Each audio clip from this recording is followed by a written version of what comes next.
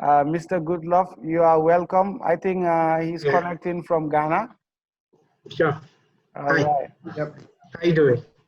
Fine, fine. Yeah, very well, Nice. very well. Welcome, my boy. I'm happy to see all of you. I can see Sally. I can see, I think, Jabuti or something. Can you please hear me? Yes. Yes. Yeah, we can get you. I can get Okay, you. okay. Yeah, it's an interesting topic, especially when it cuts across the globe. And it's not too different from what is happening in Ghana. There were teenagers actually who were indulging in alcohol because they heard that when they drink alcohol, the same germs in our stomach will die off. So they started using alcohol with their family members. And sometimes though it's a little bit funny, sometimes it's understandable because when we all know it's new, it's quite new, so we don't know how to really go about it. All we are hearing is what WHO is saying and what our government is saying. So we kind of are anxious and are afraid. So we tend to actually grab onto whatever it is around so we are safe. So these misconceptions, they are understandable. They are quite understandable. But having said that, that means the burden also rests with us as health workers, as professionals, to be able to educate them as to the right information. You won't blame them because they don't have the information in the first place. And they might be privy to wrong information. So what we have to do is possibly decide sieve out what the very irrelevant information is or important information which will be good for them. Then we give it out to them. So that's what I actually think. HIV also came with the same scare. We were very scared about HIV, Ebola, and the rest. I remember, just by the way, though. I remember if a client was telling me about HIV, he was very scared. He didn't want to engage in any sexual intercourse with a wife. So what he did was to wear about 4 condoms before he actually had anything to do with the wife. For me, I found it very ridiculous. Wearing 4 condoms to be able to have sex with your wife because of the fear that came with HIV. So then again, yes, it's understandable. And one last thing I'll add to it is government cannot do much. All it can do is just to put that the measures in place. It is left to us as individuals to be able to hold high our personal hygiene, that responsibility of taking care of ourselves. The government, they can tell you, don't go here, don't go there, but what happens within your circle? So it's important that we, first of all, understand and get the right information, then we work around it. So me and you have a responsibility to play. Let us tell them what it is like. People actually want to see people die right in front of them before they believe. I've had friends tell me that they need to see people die because they don't know anybody who has died out of COVID-19. So we just have to just tell them, let them understand. You can show them the statistics. You can also maybe refer them to hospitals where they can actually see evidence. But apart from that, we just have to just also have much more friendlier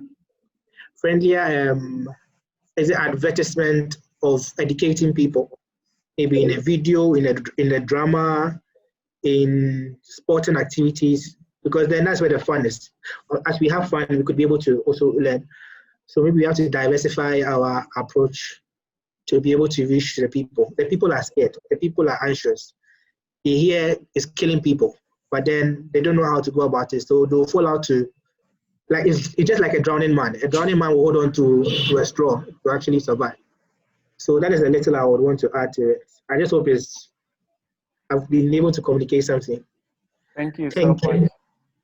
Thank Yeah, you you're so welcome. much. And then it's good to have you on board to share your inputs. And this could be some of the guidance that we can use to add up to our input. So if we have any other person there that want to add their own input, any other persons, it's a forum of discussion where one can ask a questions or share something.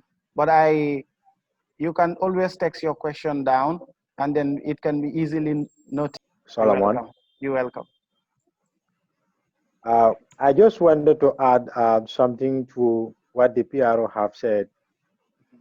The question that you've asked, like a small baby using the substance like alcohol so it can prevent the individual from what we call COVID-19.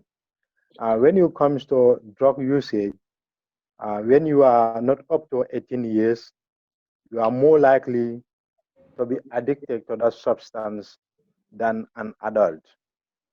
Like children that are not up to 18 years old, if they should start using the substance, obviously they are going to be addicted to that substance than if an adult use it. So that means we have to work collectively, hand in hand, to sensitize the public, more especially the youth that are not up to 18 years old, so that they can stay away from these substances. Because once you start using these substances, it affects your life, it affects your mental health, it affects your physical health, and also affect the relationship with people. We have seen people that are into these substances. Once they are into the substance, they behave abnormally. When they are normal, they will not behave in such a way. And we all know the youth are the cream of the society, and the youth are those that will roll up their sleeve and also tighten up their belt to make sure we work towards the development of ourselves, other people, and the nation at large. So I think this is a very, very important meeting,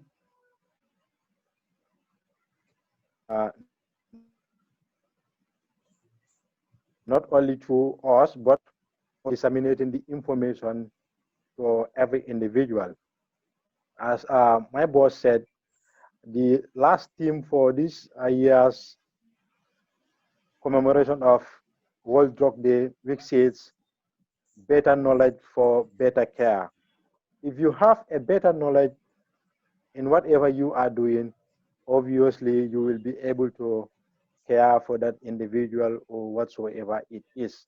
So I think we have to be ready to share better information so that we can be able to care for those people that are sick, that are using the substances and the like. So I think this is where I will stop. So the time is not on our side. Yes, yes. Thank you so much. Thank you so much for your input. And then I think it is quite really a concern. But to me, I have also a further question: is what can we do currently to engage in this sensitization activity? Because they can take place, most of them, because of social distancing, like meeting the community and things like that. But I can recall that Mr. Goodlove just mentioned certain statement when it comes to making some drama play and act and those kind of things to send a message to sensitize. What are way forward? Because the COVID is still not yet ended, and then we as sensitizers, people that educate other against drugs usage, as a team of different areas, can help. What can we do for a way forward? The topic of discussion today is indeed important because looking at substance addiction, it is indeed a big problem in our society today, especially with youngsters and probably with teenagers too. Mr. Saidybah earlier mentioned about the issue of scissor smoking among youngsters of this present generation, that it is of high probability for the transmission of COVID to happen within among scissor smokers, because most of the times it do happen within a social setting whereby maybe a group of people will be sitting and then using the pipe and then passing it from one person to another. So you don't know who is infected with the virus or not, and then it might come from one end to another. And then substance addiction today causes a lot of problem among us, especially people currently who are addicted and then they're not doing nothing absolutely for now. So it is indeed a concern. So I don't know.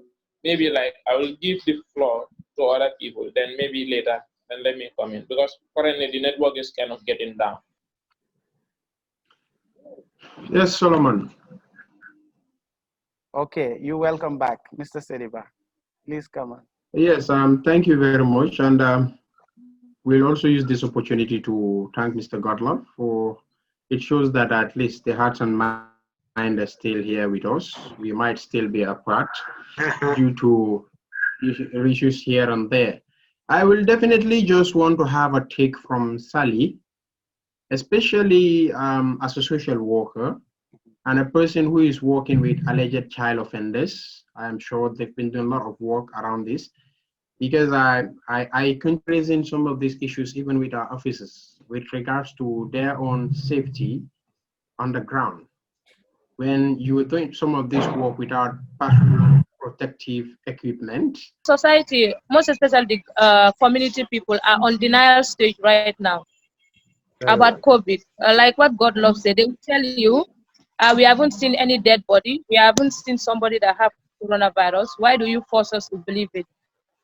And you and I know that, especially the ones in the Gambia, if you watch news, our figure have now increased. Especially we are now around 600 plus people on treatment and people on quarantine because they have calculated the number. Like that's the report for yesterday.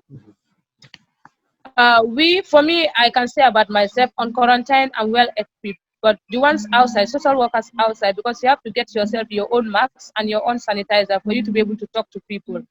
And when it comes to substance abuse, the youths now in the communities, most especially, sorry to say, Sukuta, have used this coronavirus pandemic to abuse drugs because every day we have new juvenile cases that are being reported. Every day you have new ones. And now they no longer deal with like raps. They now go with sparks. They will tell you, this is coronavirus. We don't have time for, police officers will not go to the communities, not lead officer, but not knowing that they are harming themselves. And the use of alcohol also is now increased in the Gambia during this pandemic because miscommunication is going on that alcohol can cure coronavirus. So that's the challenge we are having right now. Because you will see somebody that will be so drunk and say, if I drink alcohol, I will not have corona. But they don't want to listen to you for you to explain the real fact about coronavirus. So that's the challenge social workers and frontliners we are facing right now in the department. Because no matter how you counsel them, you talk to them, they will tell you, okay, super, alcohol doesn't cure corona. Now, what is going to cure coronavirus? So that's our challenge right now. And to say, I will also comment SAF. They have so many programs and so many videos that are on the internet, in the media, sensitizing people about coronavirus. I always say that I will call Solomon to thank him for that, but I don't have time because on quarantine, I'm very busy. Right now, you can see around, I'm just having some time so I can join this. Thank you very much.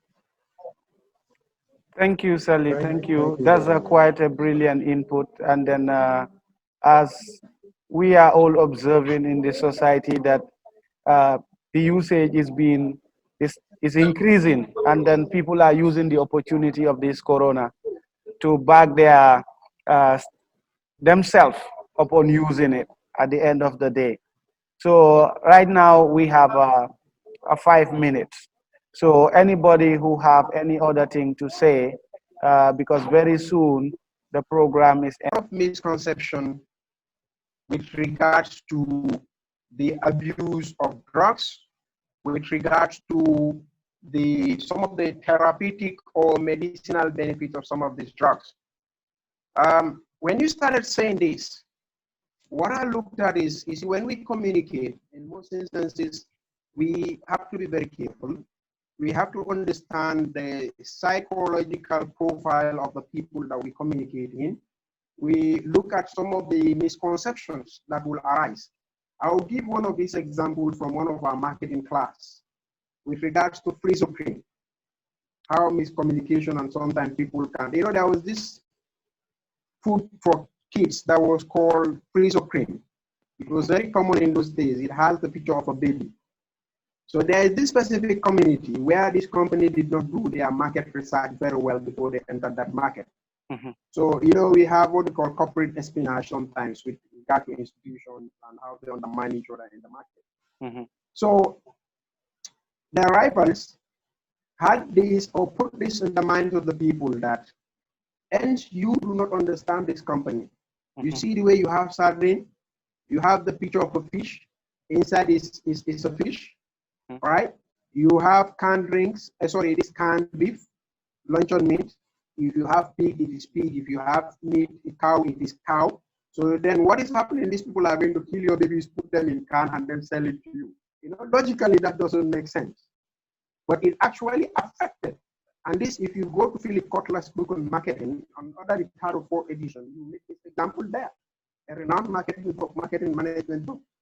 So my point is, when you started saying this, I looked at the information that is going around, especially with regards to hand sanitizers, making sure that whatever you use, which is a hand sanitizer, must have 60% alcohol. Surfaces where the virus is or something relating to it, you wipe it with any antiseptic something, and then or something that relates to alcohol and the like. What happens is it will kill it. So to some, it's easy for them to develop the thought process of thinking that, well, if it can do this here, then definitely, if I drink the alcohol, if there is anything within my organ, it will clear it. But then again, this has to do with understanding what is being said, understanding the physiological issues relating to this. Because remember, the mode of transmission has been very clear. It is not only through the mouth that it has been said. What of through the eyes? Yeah. What of through the ears? So what do you do with the alcohol with regard to that area?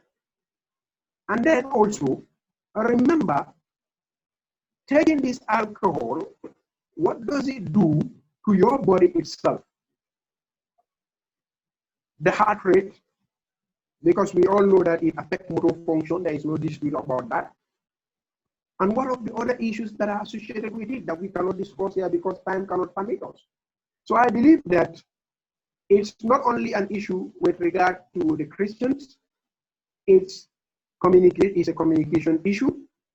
It's an issue that will start from somewhere where people who, as I said, when people sit in social gathering, we live in a Gambia today where people can believe on things that people say, even without you providing the list of evidential information, not even 1% evidential information. You say it loud, you say it too much, and people tend to believe in it. So this is a problem. And this is the same problem when you started saying this. In my mind went to something that you later confirmed, which was the issue of the cannabis addressing this issue. I have almost always said this, and I'll continue to say this. It beats my imagination for someone to think that passing a smoke through your lungs and into your system has some healing properties or have healing effects.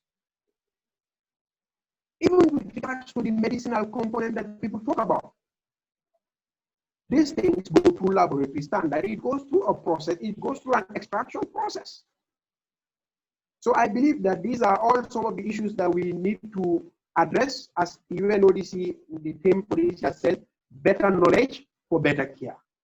Because without the right, adequate information being supplied at the right time by the right people, that gives rise to what? A lot of misconceptions. And this can be very risky. Remember, as you said, you talked about something. Usage, after some period of time, leads to what? Leads to either misuse or abuse. Yeah. And where misuse and abuse takes place, the next component that will come up with what? Is addiction. And the moment addiction sets in, because of the fear of the withdrawal symptoms, the system becomes very tolerant. And that child, as the brain is releasing that dopamine and the feeling that he's getting, the child tends to want to have more, and even not just child, or even an adult, want more and more of this. Why is it that even medications, when we are giving dosage, and we are giving over a specific period of time, is to avoid the problem of what? Avoid the problem of addiction, avoid the problem of contraindications, and avoid other health complications that are associated with it. So definitely, I think it is a challenge, and it is something that our partners that are here, that are from the health sector, we should be aware about this, and their campaign messages, they should develop messages that will counter this idea that is out there. And hence it has come up. Director Njai, I know, is somebody who is very proactive. I myself will equally share this with him so that there are further promotional information that they will be developing about this and counter this. But otherwise, we've even seen people going with some local medications that they don't even understand, as I said, how toxic some of these things are, saying that they can cure X, Y, and Z without any confirmation, without any test, without any proof. So these are some of the challenges, my brother. And I'll end it at that. Okay, thank you. All right, thank you so much. And then if there is, thank you so much. I think you quite give an enlightening, and then we are hearing you very clear. And then if anyone on board that have something to share or add an input,